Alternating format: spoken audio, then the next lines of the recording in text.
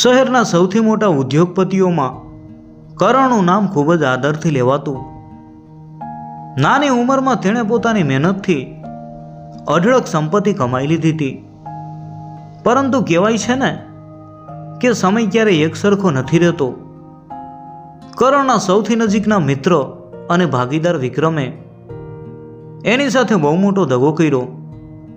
માત્ર 2 દિવસમાં કરણની આખી કંપની દેવામાં ડૂબી ગઈ. બેંકની નોટિસો આવવા લાગી. જે લોકો કાલે કરણની આગળ પાછળ ફરતા હતા એમણે ફોન ઉપાડવાના પણ બંધ કરી દીધા. એક જ ઝટકામાં સફળતાના શિખર ઉપરથી કરણ જમીન ઉપર પટકાઈ ગયો. આ આઘાત એના માટે અસહ્ય હતો. બધું જ લૂંટાઈ ગયાની લાગણી સાથે એ રસ્તા ઉપર ભટકી રહ્યો હતો. સાંજનો સમય હતો. આકાશમાં વાદળો ઘેરાયેલા હતા અને ધીમો ધીમો વરસાદ શરૂ થઈ ગયો હતો. કરણ ચાલતા ચાલતા શહેરની બહાર આવેલા એક શિવ મંદિરના પગથિયે આવીને બેસી ગયો.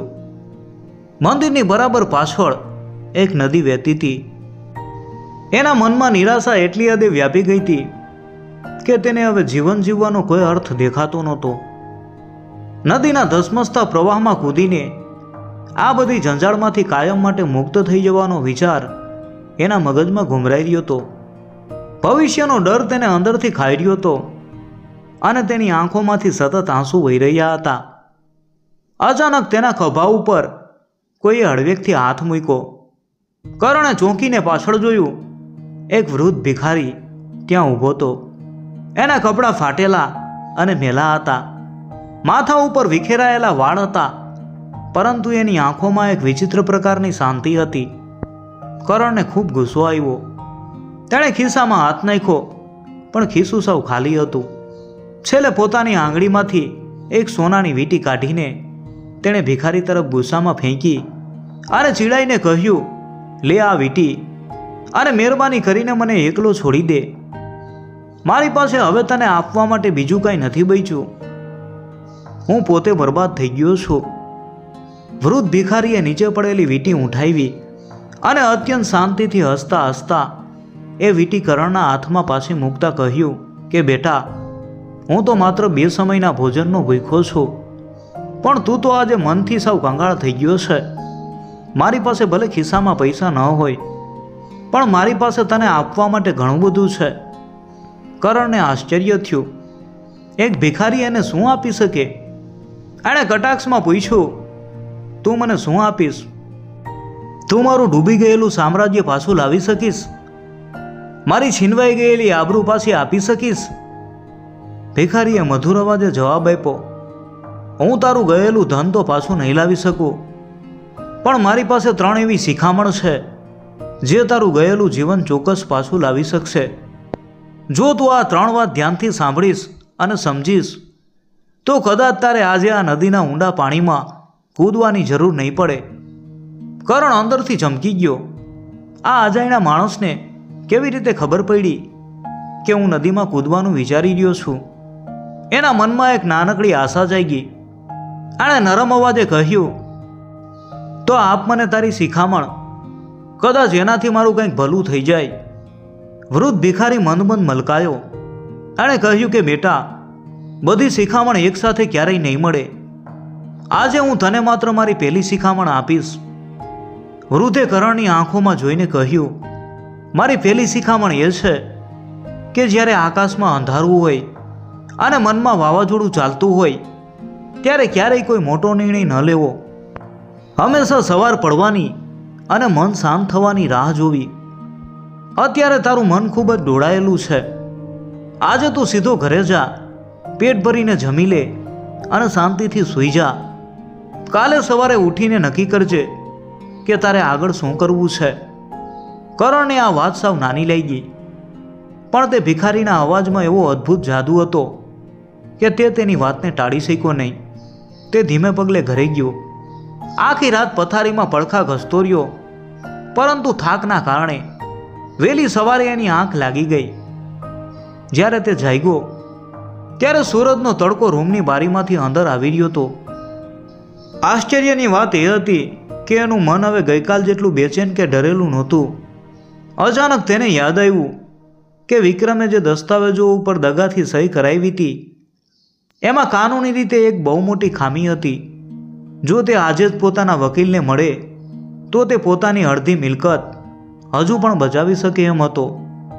તેણે જરાય સમય બગાડ્યા વિના તરત જ વકીલનો સંપર્ક કર્યો અને ખરેખર કાનૂની દાવપેચથી તેણે પોતાનું રહેવા પૂરતું મકાન અને ફરીથી ઊભા થવા માટેની થોડી મૂડી બચાવી લીધી.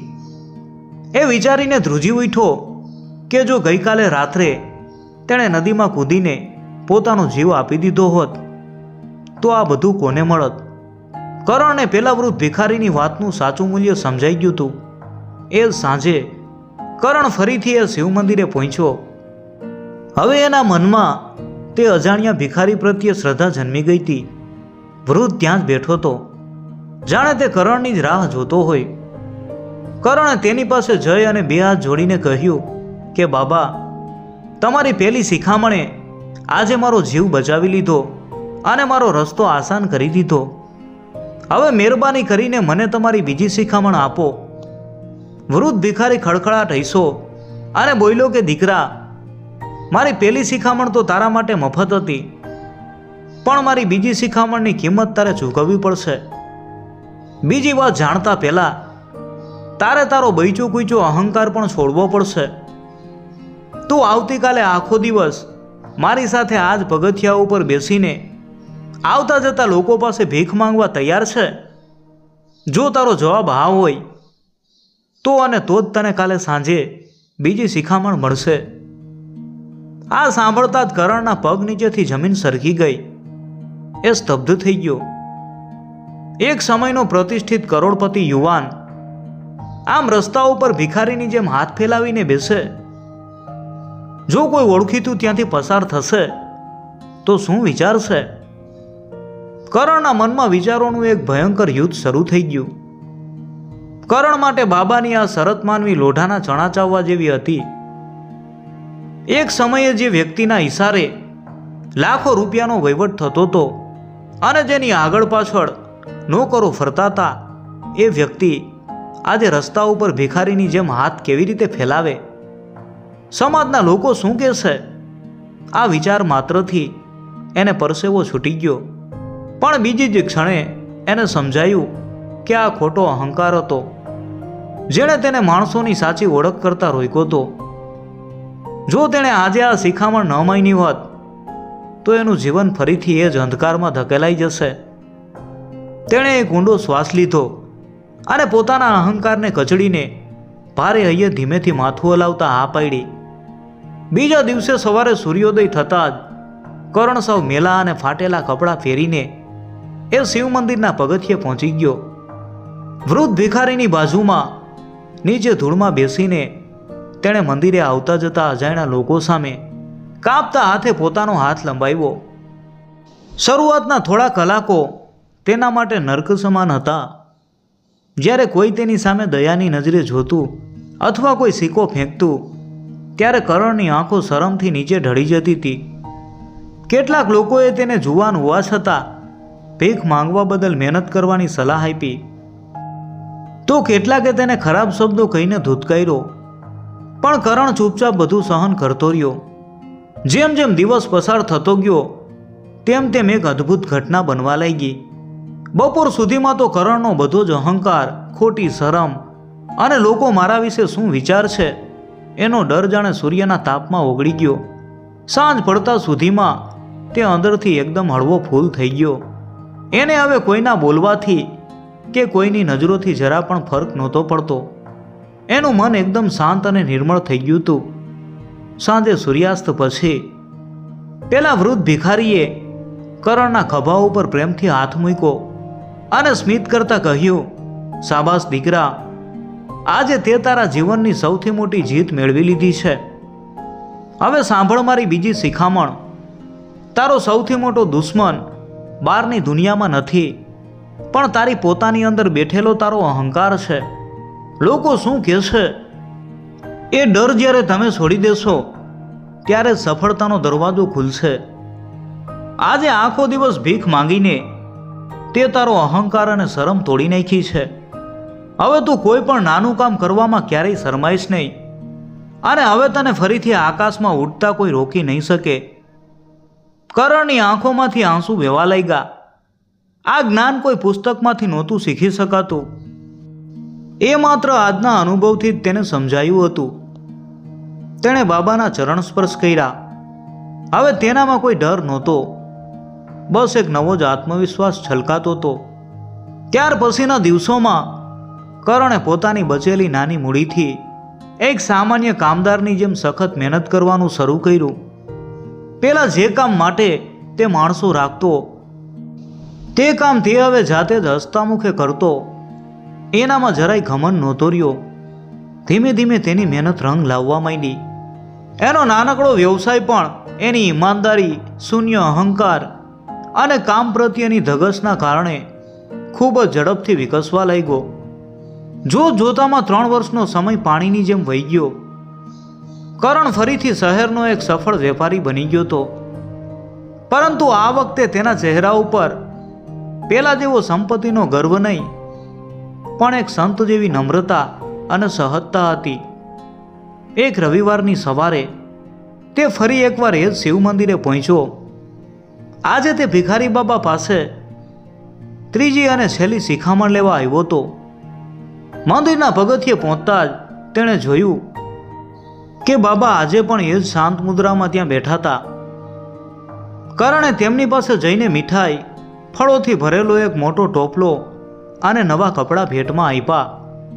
તેણે ખૂબ જ નમ્રતાથી 2 હાથ જોડીને કહ્યું કે બાબા, તમારી 2 અમૂલ્ય શિખામણોએ મારું નષ્ટ થઈ ગયેલું જીવન ધન્ય કરી દીધું છે. આજે હું ફરીથી મારા પગ ઉપર મક્કમતાથી ઊભો છું. હવે કૃપા કરીને મને તમારી ત્રીજી શિખામણ આપો, જેથી મારું આ જીવન સંપૂર્ણ થઈ જાય. વૃદ્ધે ભેટનો સ્વીકાર કર્યો અને અત્યંત ધીમા અવાજે કહ્યું કે દીકરા, મારી ત્રીજી અને અંતિમ શિખામણ ખૂબ જ ઊંડી છે. મારી ત્રીજી શિખામણ એ છે કે ક્ષમા કરવામાં જગતની સૌથી મોટી શાંતિ છુપાયેલી છે. જેણે તારી સાથે દગો કર્યો છે તેને આજે તારા સાચા હૃદયથી માફ કરી દે. જ્યાં સુધી તારા મનમાં એના પ્રત્યે નફરત, ક્રોધ અને બદલાની ભાવના રહેશે, ત્યાં સુધી તું ક્યારેય સાચા અર્થમાં આંતરિક રીતે મુક્ત નહીં થઈ શકે. નફરત એક એવું ઝેર છે જે દરરોજ તું પીવે છે અને અપેક્ષા એવી રાખે છે કે સામેવાળો મરી જાય. એને માફ કરી દે અને તારા મનને કાયમ માટે બંધનોમાંથી હળવું કરી દે. આ શબ્દો સાંભળતા જ કરણના મનમાં છુપાયેલી વર્ષો જૂની કડવાશ જાણે નદીના વહેતા પાણીમાં ધોવાઈ ગઈ. દગો કરનાર મિત્ર પ્રત્યેનો એનો બધો જ ગુસ્સો પળવારમાં શાંત થઈ ગયો. તેણે ઊંડો શ્વાસ લીધો, આંખો બંધ કરી અને મનોમન પોતાના એ મિત્રને હૃદયપૂર્વક માફ કરી દીધો. અચાનક તેને એવો દિવ્ય અનુભવ થયો, જાણે કોઈ મોટો પહાડ એના માથા ઉપરથી કાયમ માટે ઉતરી ગયો હોય. એની અંદર એક અનોખો પ્રકાશ છવાઈ ગયો. જ્યારે તેણે આંખો ખોલી અને બાબાનો આભાર માનવા માટે માથું નમાવ્યું, ત્યારે તેણે જોયું કે ત્યાં કોઈ નહોતું. એ વૃદ્ધ ભિખારી અચાનક ક્યાં અદૃશ્ય થઈ ગયો તે કોઈને ખબર ન પડી. આસપાસ જોયું પણ તે ક્યાંય દેખાયા નહીં. કરણને હવે પૂરેપૂરી ખાતરી થઈ ગઈ કે કદાચ ઈશ્વર પોતે જ તેને ડૂબતો બચાવવા અને નવો માર્ગ બતાવવા એક ભિખારીનું રૂપ લઈને આવ્યા હતા. કરણે આકાશ તરફ જોઈને શ્રદ્ધાપૂર્વક હાથ જોડ્યા.